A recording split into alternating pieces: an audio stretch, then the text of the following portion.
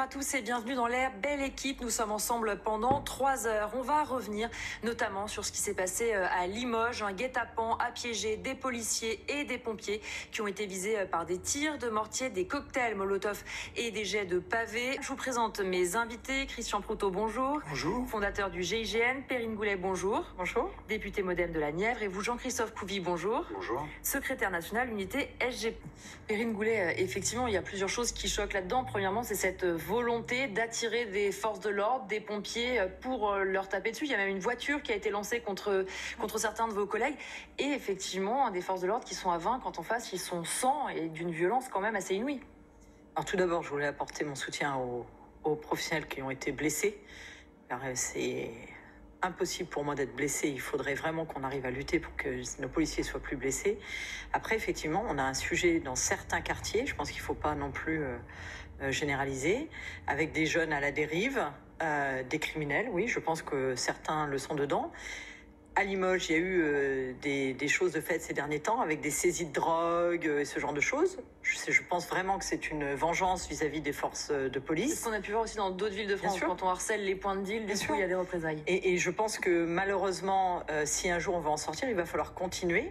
Et je pense que la politique de Gérald Darmanin à ce point est intéressante, c'est d'aller vraiment chercher les dealers, etc. Donc effectivement, malheureusement, ça met en difficulté nos effectifs de police.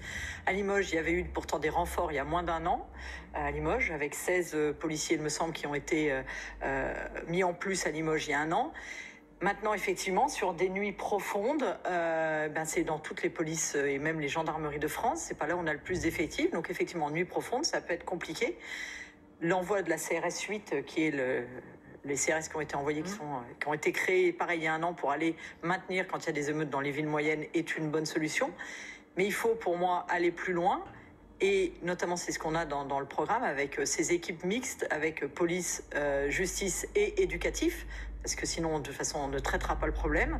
Et après, effectivement, il faut aussi qu'on donne les moyens à la justice d'aller plus vite. C'est d'ailleurs les choix budgétaires qui ont été faits ces dernières années, avec des embauches prévues, parce qu'effectivement, il faut que quand les policiers arrêtent des personnes dans ces émeutes-là, eh bien, elles soient condamnées, et fermement condamnées, pour que ça dissuade un petit peu les camarades de recommencer. Donc, bien entendu, on ne remonte pas une situation catastrophique, que ce soit en justice ou en police, qui a été faite depuis des années. On essaye de recruter des personnels. On avait une vision à 10 000, on en a 8 000, parce qu'il ne faut pas non plus recruter n'importe quoi et n'importe qui. Il faut qu'on ait des personnes qui soient bien câblées, qu'elles soient capables de supporter ça, qu'on les forme. Donc ça prend un petit peu de temps. Mais bien entendu, il faut qu'on renforce les effectifs de police. Moi, je continuerai à appuyer, en tout cas en ce sens, police ou gendarmerie.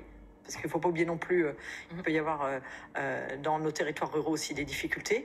Donc il faut qu'on continue, bien entendu, à armer, et à armer, entre guillemets, c'est pas avec des armes, mais à armer les commissariats de police en véhicules et en hommes.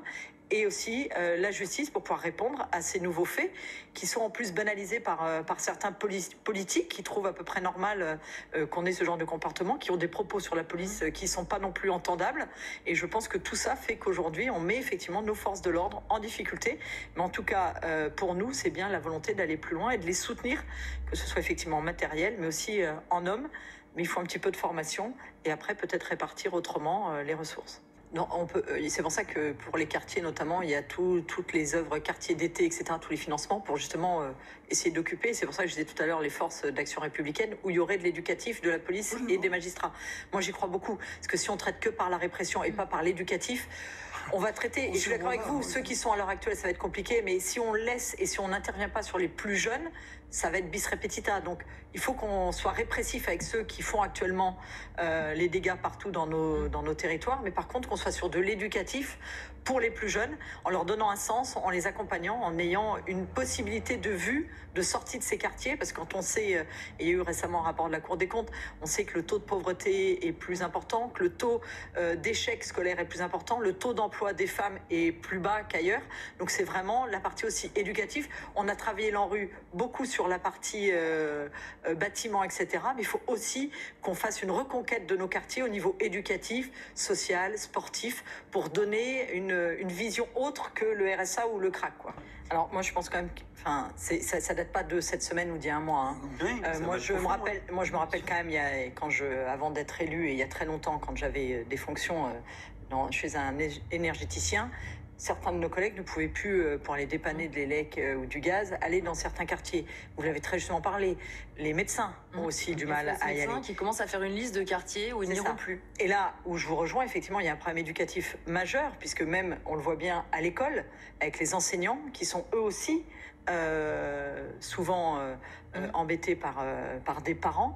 Et là, effectivement, on a un problème éducatif, je pense, global au niveau de ce pays. Moi, je plaide pour qu'on remettre certains enseignements à l'école, alors pas sur le temps scolaire, mais en créant peut-être un temps pour ça dédié, pour qu'on ait toutes ces sensibilisations et qu'on fasse évoluer. Mais de toute façon, passer par le répressif, oui, mais si on n'agit pas sur l'amont, l'éducatif, donc il faut les deux. Effectivement, renforcer les forces de l'ordre et traiter les personnes qui se comportent très mal dans ces quartiers-là, mais en même temps, faire tout ce qui est éducatif, alors avec les parents, oui, mais aussi avec les enfants qui sont actuellement à l'école, pour aller effectivement vers une autre société qui est appelée, je pense, de nos voeux à toutes et tous, parce qu'on ne peut pas continuer ainsi à avoir tous ceux qui portent un uniforme ou tous ceux qui représentent l'État dans leurs fonctions sont attaqués.